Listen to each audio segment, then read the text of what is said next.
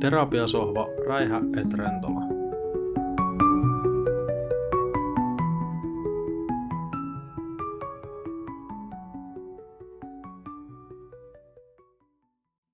No niin, tervetuloa meidän seuraava Terapiasohva podcast-vieras.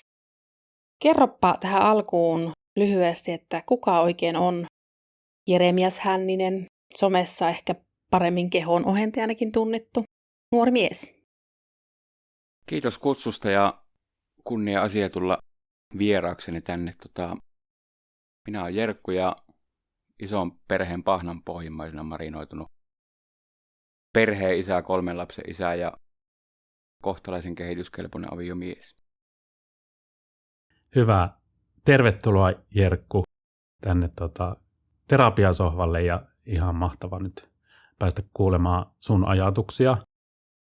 Ja sen verran tiedä, että olet avoin ja kertoilet hienosti somenkin puolella avoimesti asioista, niin tänään puhutaan sitten mielen hyvinvointiin liittyvistä teemoista ja sulla on sieltä omakohtaisia kokemuksia. Minkä takia tämä hyvinvointi ja mielen hyvinvointi on sulle jotenkin muodostunut tärkeäksi asiaksi?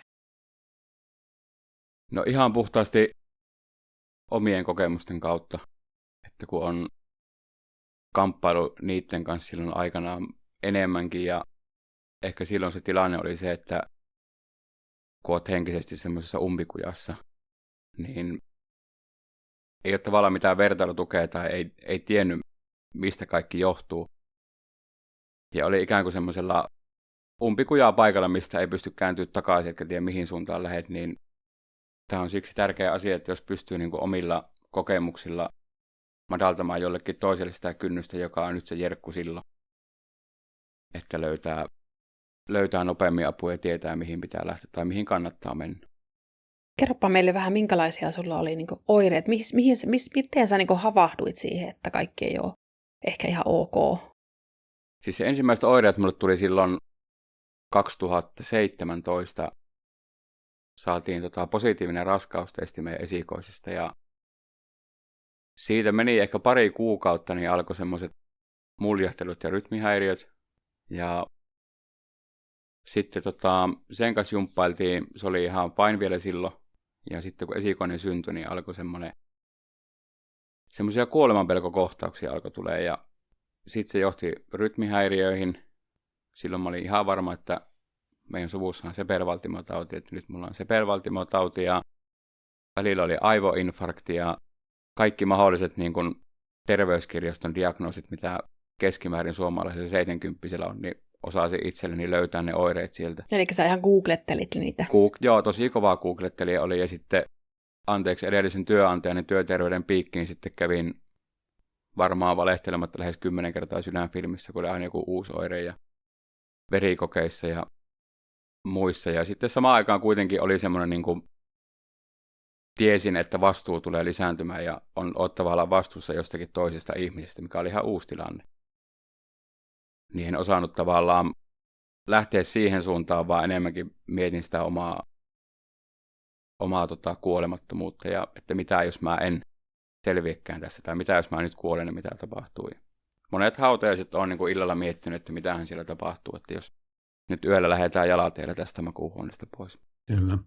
Kuulostaa tavalliselta jotenkin tuo sun lähtötilanne, että siellä on vahvasti semmoinen uhkamoodi päällä ja sitä kautta kun miettii teemoja ja asioita, niin löytää kyllä sairauksia ja niiden seurauksia sitten lukemattoman määrää. Että se on monelle tosi kuormittava ja semmoinen tilanne, että sitten käydään paljon, rampataan lääkäreille ja haetaan sieltä niin kuin somaattiselta puolelta sitten niitä selityksiä.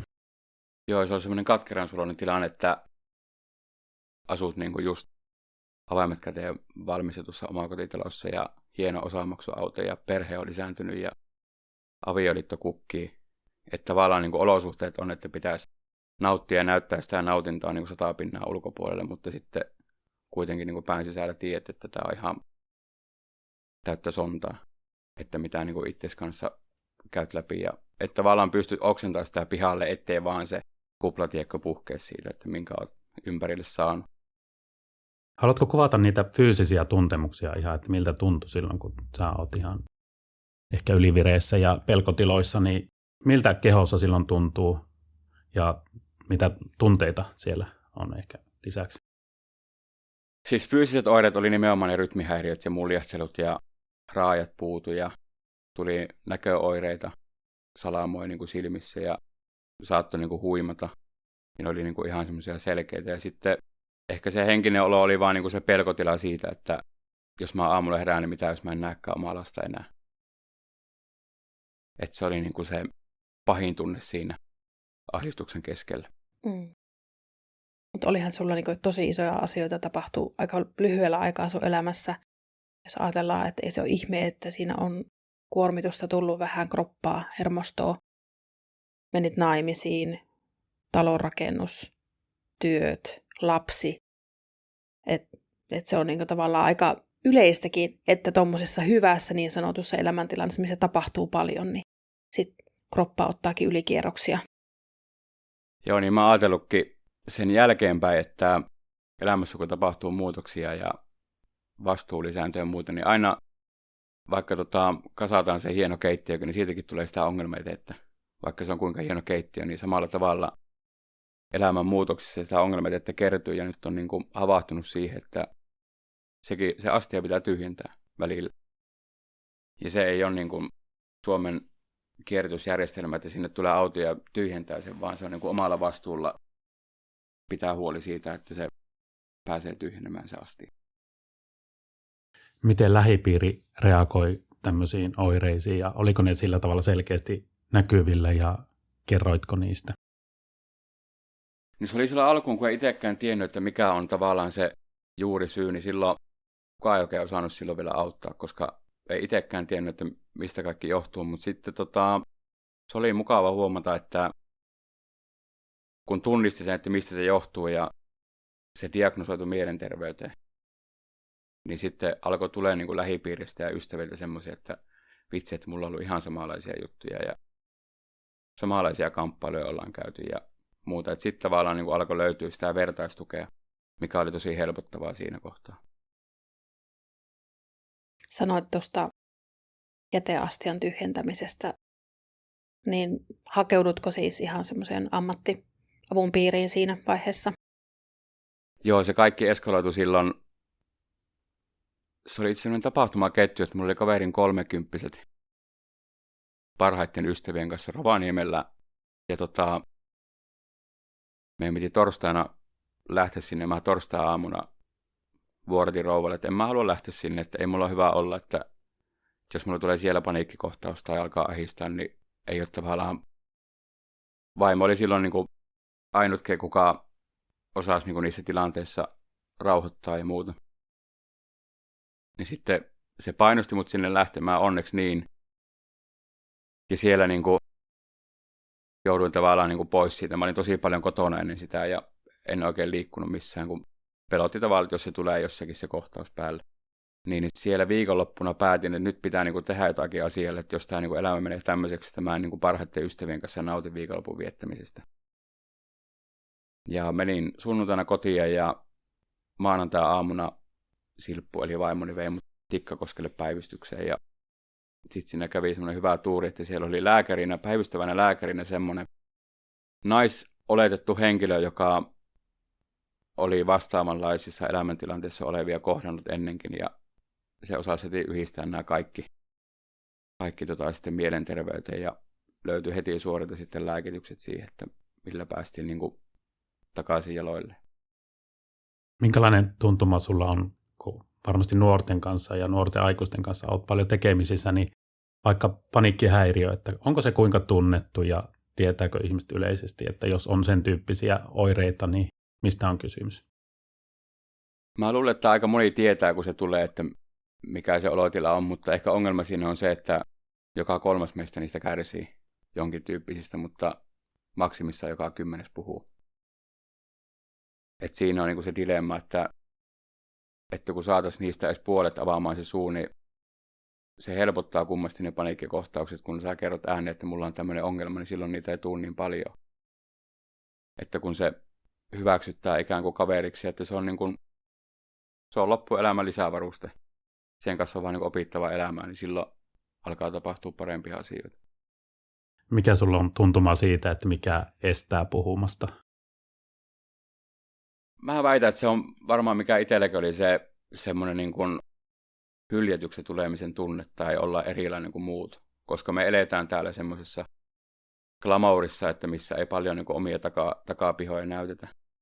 Että ajellaan hienoilla autoilla ja hienoissa taloissa ja puhutellaan jopa titteleille ja kerrotaan, että miten on nyt netisti mennyt elämässä. Niin ihmisillä on pelko siitä, että mitä tapahtuu, jos mä kerron, mitä mulla on takapihalla. Mä väitän, että se on ehkä se yksi suurimpia syitä, että miksi ei uskalleta olla sitä, mitä oikeasti ollaan. Tämä on tätä nykyajan some-elämää, joka on niin kuin jalkautunut sinne muuallekin elämään jotenkin, että me näytetään vaan niin kuin somessakin sitä siistiä vastaremontoitua keittiötä tai Kyllä. hienoja ruoka-annoksia, mutta ei sitä remontin sotkua tai ruoanvalmistuksen sotkua sinne ympärillä. Tai sitä laskupinoa, mikä on siellä siistin keittiön kautta. Just, no se. Kyllä. Ja tämä on varmasti se suurin syy, minkä takia Heidin kanssa myös alettiin podcastia pitämään, että Kyllä. saataisiin tietoisuutta ihmisille ja ehkä sitä rohkeutta ja avoimuutta edes vähän lisättyä. Kyllä. No silloin, kun sä aloit käydä juttelemassa asiantuntijoiden kanssa sun haasteista ja ongelmista, niin jäikö niistä sulle jotain kättä pitempää? Tuliko siellä jotakin oivalluksia tai mitä sä otit mukaan sitten sinne omaan arkeen? Tuli ja tavallaan oli niin rautainen ammattitaitoinen terapeutti, että se osasi kysyä kysymykset silleen, että kun mä vastasin, niin mä itse vähän niin lähdin käsittelemään sitä asiaa.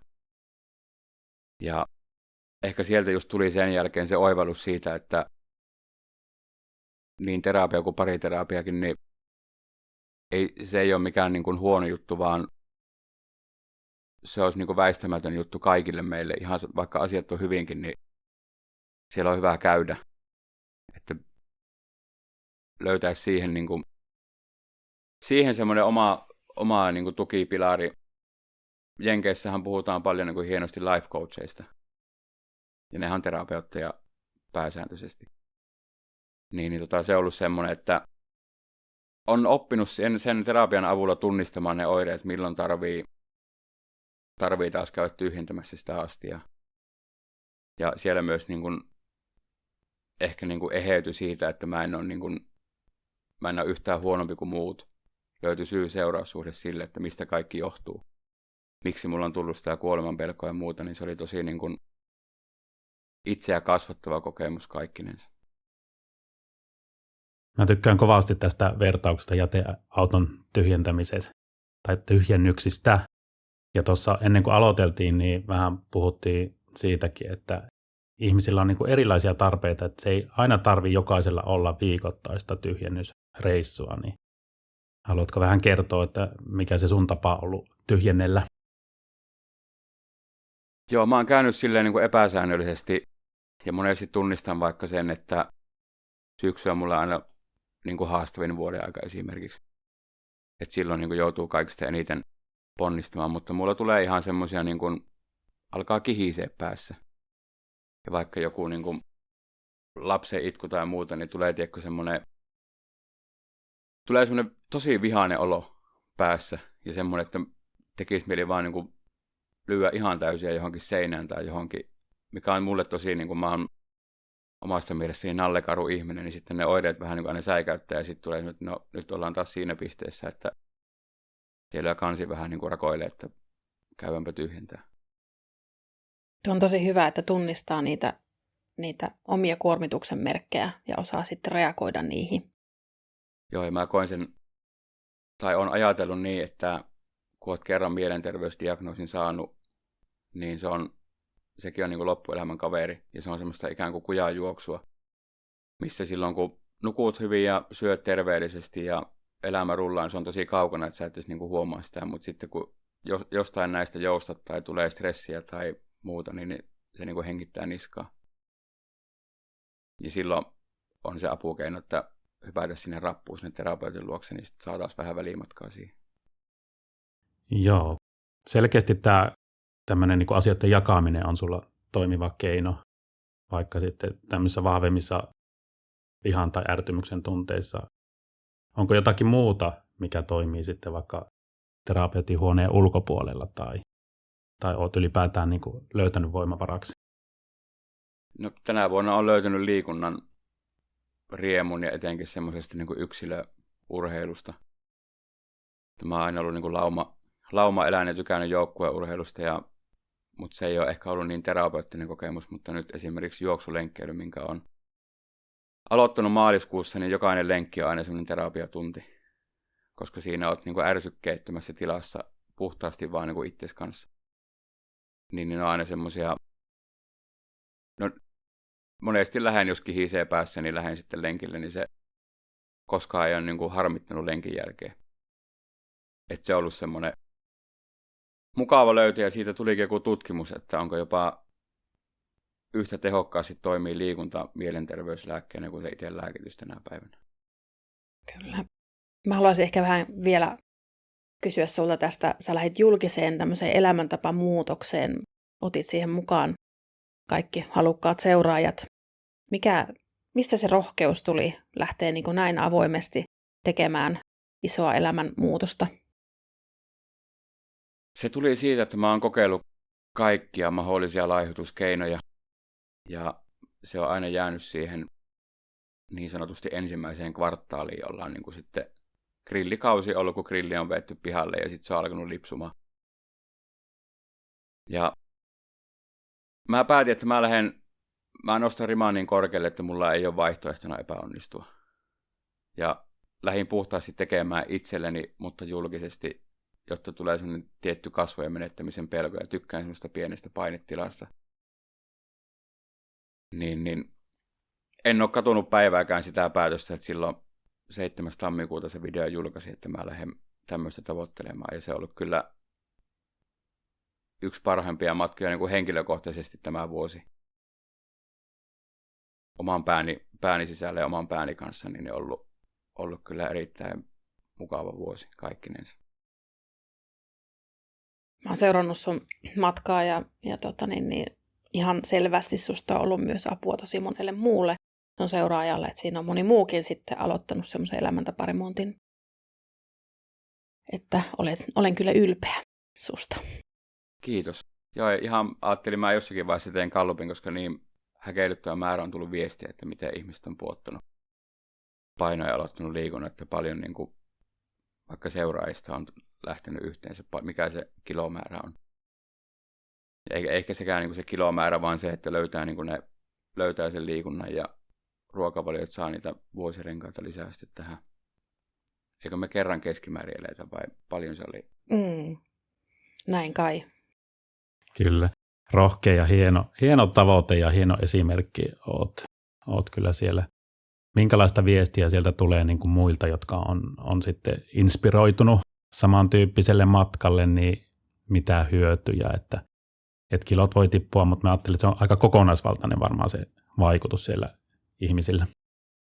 No just parhaimpia viestiä on ne, että on tavallaan löytänyt taas elämän ilon ja saanut semmoista tsemppiä ja vertaistukea siihen.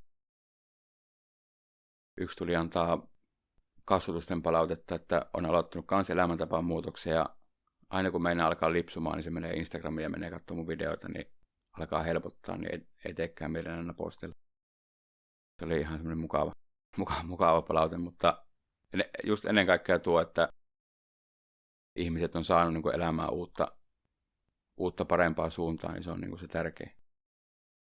Ja se, mitä mä oon kyllä myös seurannut sua Instassa, niin tosi rohkeasti laitat myös ne huonommat päivät sinne ja ne kompuroinnit, että eihän se ole suoraviivainen kellään se kehitys, että ne tulee, että se on niin kuin osa elämää, että siellä sitten välillä mennään myös askelia taaksepäin. Niin.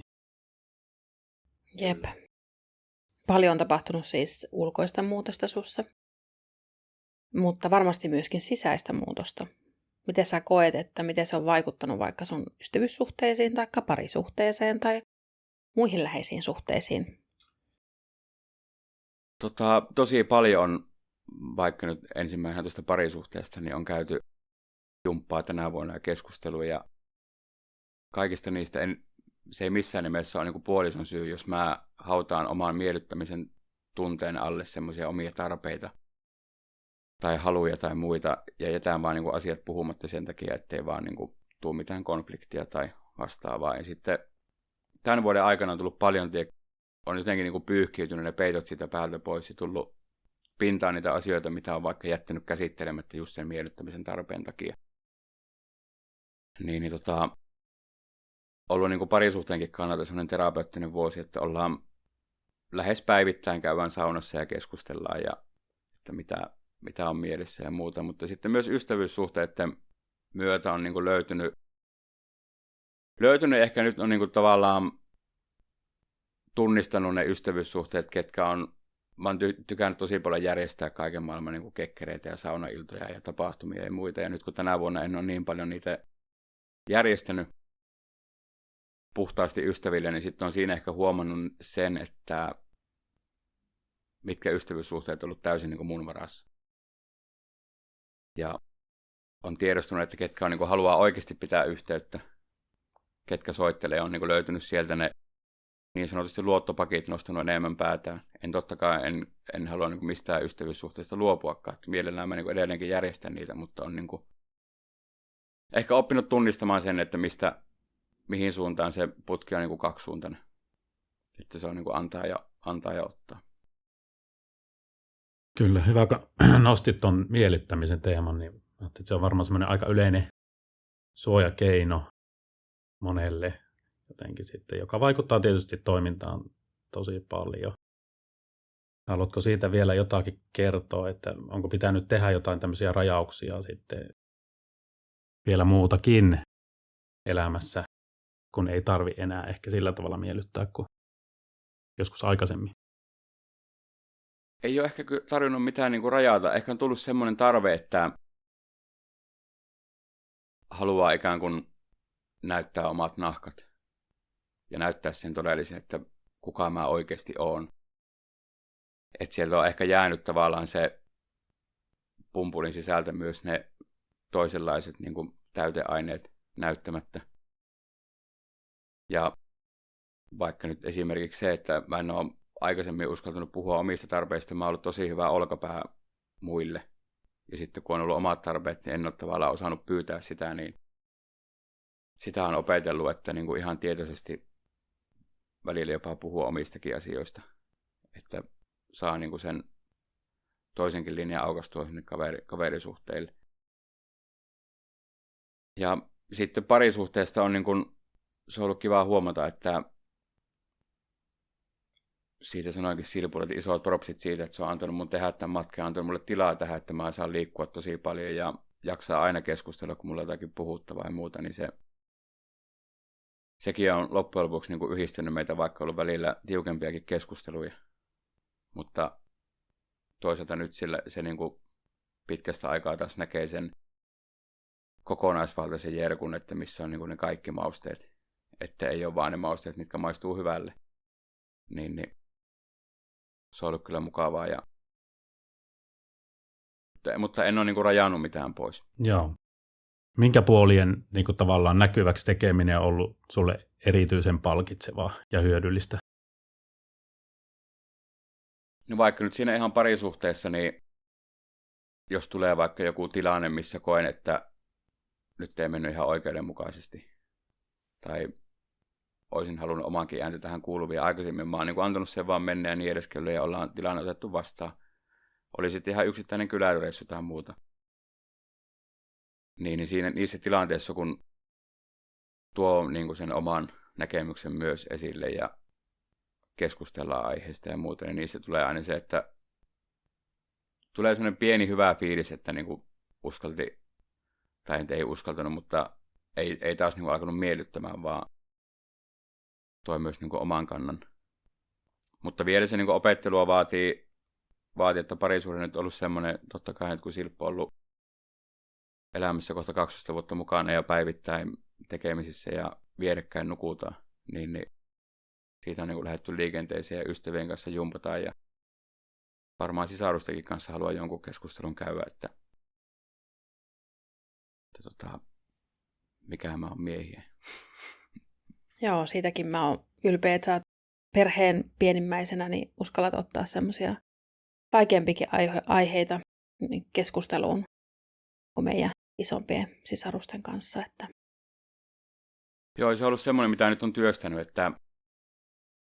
että vaikka on niin kuin saanut ihan älyttömästi ja niistä on kaikista kiitollinen.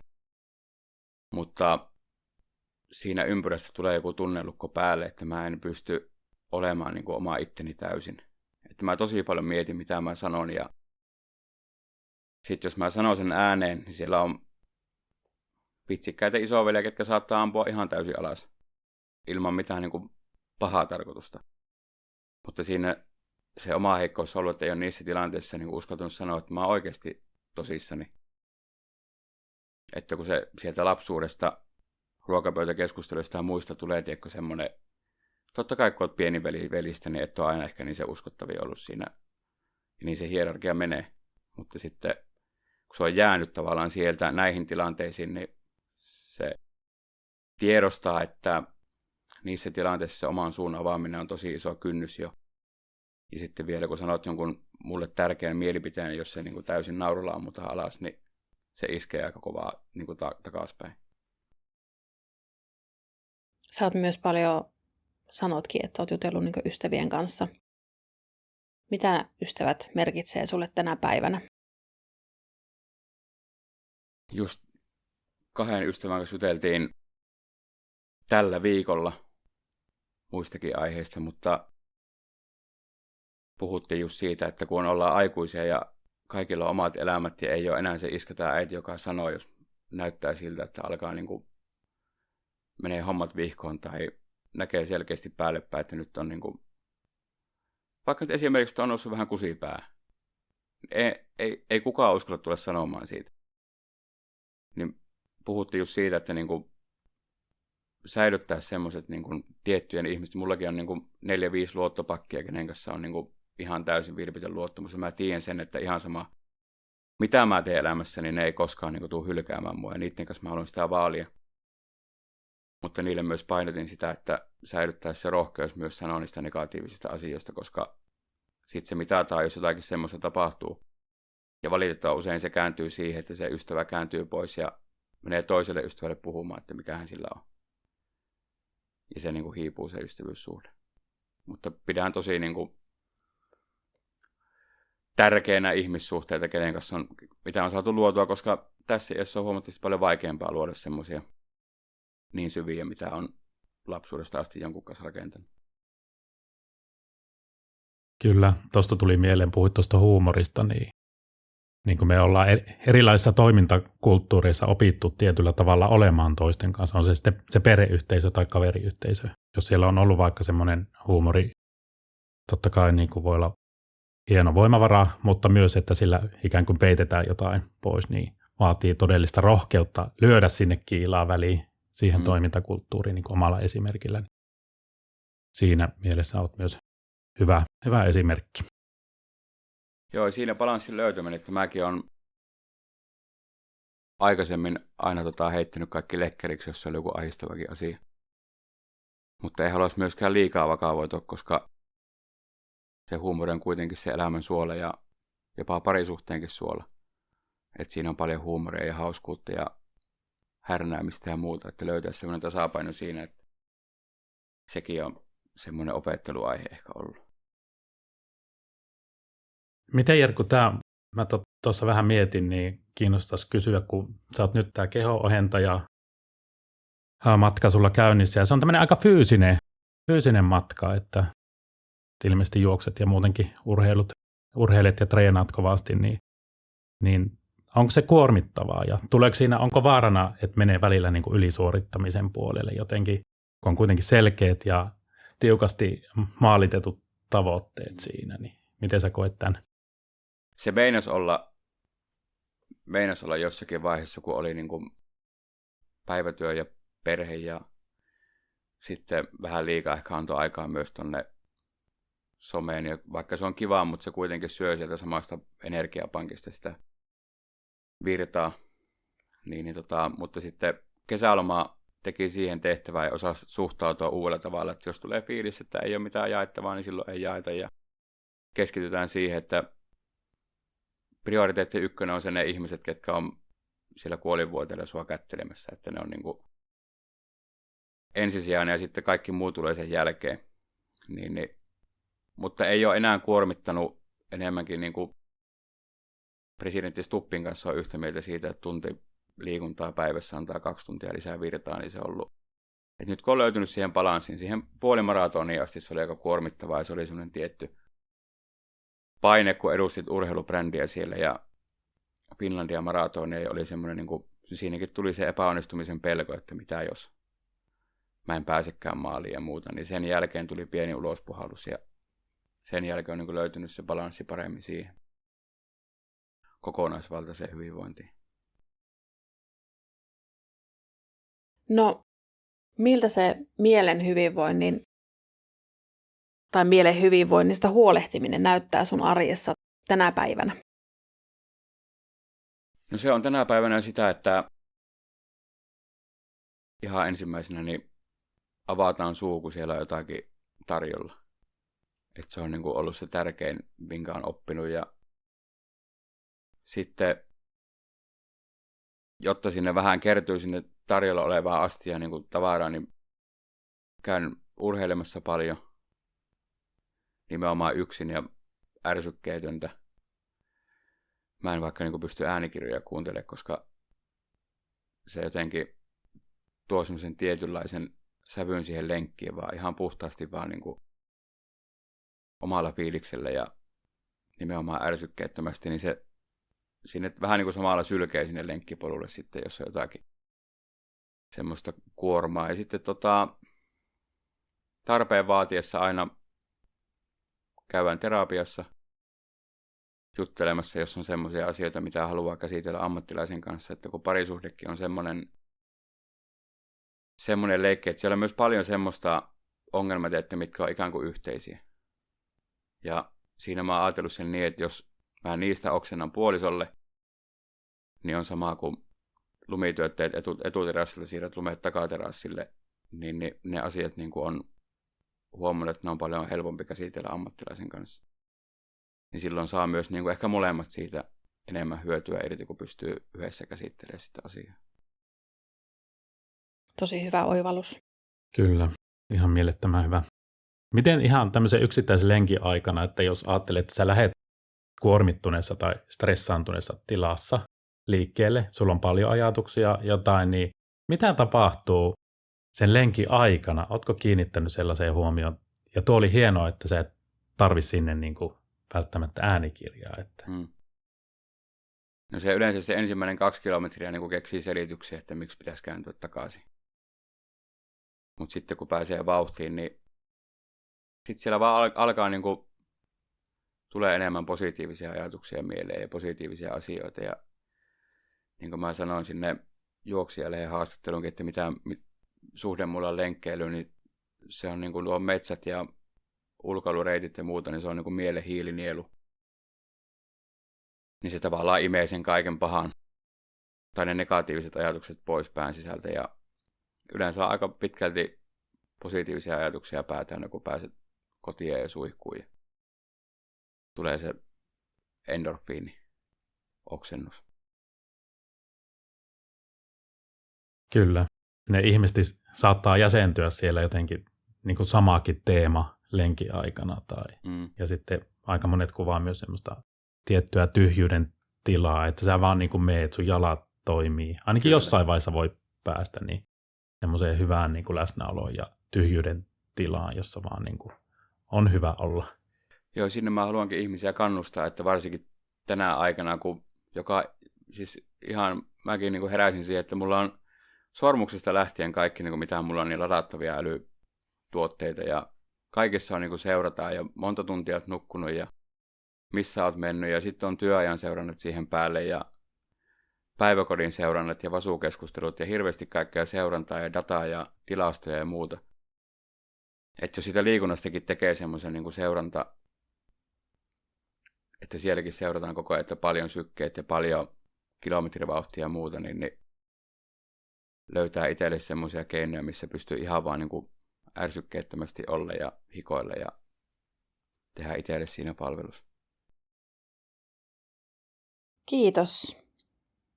Oikeastaan tähän loppupuolelle mä haluaisin vielä kysyä, että mitä sä haluaisit sanoa semmoisille ihmisille, jotka ehkä tällä hetkellä kokee niitä fyysisiä oireita, mutta ei ehkä vielä tunnista sitä, että taustalla saattaisi ollakin kuormitusta? Rohkaisen voimakkaasti kääntymään terveydenhuollon piiriin, miettiä, että onko mielessä semmoisia asioita, mitä oot miettinyt oman pään sisällä, mutta et ole koskaan kenellekään uskaltanut sanoa niitä. Jos se tuntuu pahalta sanoa omalle puolisolle tai sisaruksille, pelko siitä, että tulet hyljetyksi tai muuta, niin meidän ammattilaisille ne on aina sun puolella ja aina ymmärtää ihan sama mitä siellä on taustalla, niin on puolella ja ymmärtää ja haluaa auttaa. Ja jo pelkästään se, että löydät ihmisen, joka haluaa sua auttaa, niin se on niin kuin merkittävä ensimmäinen askel. Kyllä, just näin. Ja se reitti aina löytyy eteenpäin, kun uskaltaa avata suuta. Että voi miettiä, että kelle on niin kuin helpoin ensiksi kertoa ja siitä sitten eteenpäin. Ja tarvittaessa sitten tosiaan vaikka ammattiavun piiriin. Ihan mahtavaa, kun oot ollut täällä meillä terapiasohvalla ja hieno tuo sun tarina kuulla ja oli sitä tosi vaikuttava tässä kuunnella. Kiitoksia. Kiitos. Tämä on ollut itsellekin tosi terapeuttinen kokemus. Ja kun mä sanoin tämän äänen, että varmaan molemmat laitettiin mulle laskun sitten tämän jakson jälkeen. Tunnin istunut sen teidän sohvalla. Mutta oli kyllä kunnia-asia ja kiitos kun pyysitte. Kiitos Jarkko. Kiitoksia.